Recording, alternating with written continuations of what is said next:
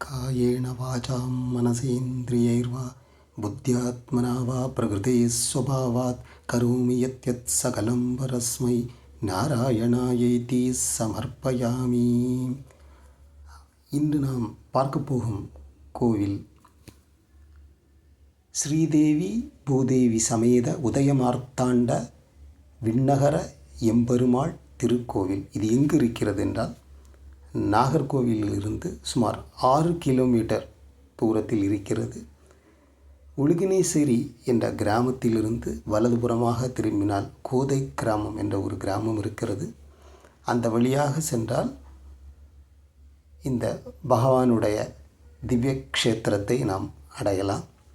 இது பார்ப்பதற்கு மிகவும் ஒரு ரம்யமான ஒரு சாலை, இருபுறமும் வயல் சார்ந்த பகுதியாக இருக்கிறது. பார்ப்பதற்கு அப்படி ஒரு பச்சை பசையில் என்ற ஒரு அழகான ரம்யமான சூழ்நிலை இருக்கிறது. அது மட்டுமல்ல, தாமரை நிறைந்த அதிகமான குளங்கள் இருக்கும் பகுதி. கோடை காலங்களில் கூட பார்ப்பதற்கு அற்புதமான ஒரு காட்சியாக இருக்கும். நீங்கள் கேமராவை எடுத்துக்கொண்டு சென்றால் அங்கு படப்பிடிப்பு நடத்துவதற்கோ ஃபோட்டோ எடுப்பதற்கோ ஒரு அருமையான ஒரு இடமாக இது இருக்கும். மனதிற்கு ஒரு சந்தோஷத்தை தரக்கூடிய ஒரு இடம். கண்டிப்பாக உங்களுக்கு ஏதோ ஒரு கஷ்டமோ ஒரு துன்பமோ இருந்தால் கண்டிப்பாக நாம் கோயிலுக்கு செல்வது வழக்கம். அது அதிகமான கூட்டமாக இருக்கும் கோயில்கள் செல்வதை விட எந்த கூட்டமும் இல்லாமல் அமைதியாக இருக்கும் இது மாதிரியான ஒரு கோயிலுக்கு போகிறது மிக சிறப்பான ஒரு செய்தி. அந்த முகப்பில் இருக்கிற பகுதியை பார்த்தோம். இப்போது அந்த பகவானுடைய திருக்காட்சி அப்படியே சாக்ஷாத் திருப்பதி வெங்கடாஜலபதி எப்படி இருக்கிறாரோ அப்படி ஒரு அழகான ஒரு காட்சி. அது மட்டுமல்ல, ஸ்ரீதேவி பூதேவி சமேதா. ஸ்ரீதேவி என்றால் உங்களுக்கு தெரியும், மகாலட்சுமி ஒளிபுரிந்திய அதிர்ஷ்டத்தின் தெய்வம். பூதேவி என்றால் பூமித்தாய், பௌதீக உலகத்தால் வழங்கப்படும் புலனாகும் என்று அர்த்தம். அப்படிப்பட்ட ஒரு அருமையான ஒரு கோவிலாக அது இருக்கிறது. அது மட்டுமல்ல, அந்த கோயிலை சுற்றியுள்ள அந்த சுற்றுப்பிரகாரம் இருக்கிறது.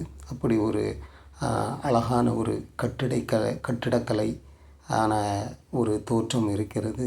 அந்த கோயிலின் பின்புறம் நாம் சுற்றுப்பிரகாரத்தை பார்க்கிறோம். அப்படி ஒரு அற்புதமான ஒரு கட்டிடக்கலையாக இருக்கிறது. அது மட்டுமல்ல, இங்கு சனிக்கிழமை சிறப்பு வழிபாடு இருக்கிறது. சாயங்காலம் 6லிருந்து 6:30 மணிக்குள் இருக்கும் அந்த வழிபாட்டுக்கு அன்று பக்தர்கள் வந்து பகவானுடைய அருளை பெற்று செல்கிறார்கள்.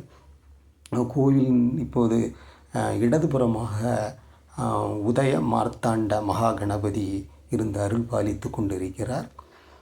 கோபுர தரிசனத்தை நாம் இப்போது பார்க்கிறோம். அது மட்டுமல்லாமல் வலதுபுறத்தில் நாகருடைய சிலை இருக்கிறது. இது தவிர சொர்க்கவாசல் இருக்கிறது. அந்த சொர்க்கவாசல் வழியாக நாம் வெளியே பார்த்தால் அதனுடைய எதிர்புறமாக குளம் இருக்கிறது. கோயிலின் முன்புறமும் ஒரு அற்புதமான குளம் இருக்கிறது. எங்கு பார்த்தாலும் குளம்தான். தண்ணீர் நிறைந்த ஒரு குளமாக கோயிலை சுற்றி குளமும் வயலும் சார்ந்த இடமாக இருக்கிறது. இது கோயிலின் முகப்பு தோற்றம். அந்த பலிபீடம் இருக்கும் பகுதியாக இது இருக்கிறது. இந்த முகப்பு தோற்றத்தின் நாம் இதில் இருந்து பகவானுடைய நாமத்தை ஜெபிக்கவோ இல்லை 4000 திவ்ய பிரபந்தத்தை சொல்வதற்கு ஒரு அருமையான அமைதியான இடமாக அது இருக்கிறது. இது கோயிலுடைய அந்த முன்புற தோற்றம். நாமும் ஏதோ சமயம் கிடைக்கும் பொழுது இந்த கோயிலுக்கு வந்து பகவானுடைய அருளை பெறுவோமாக.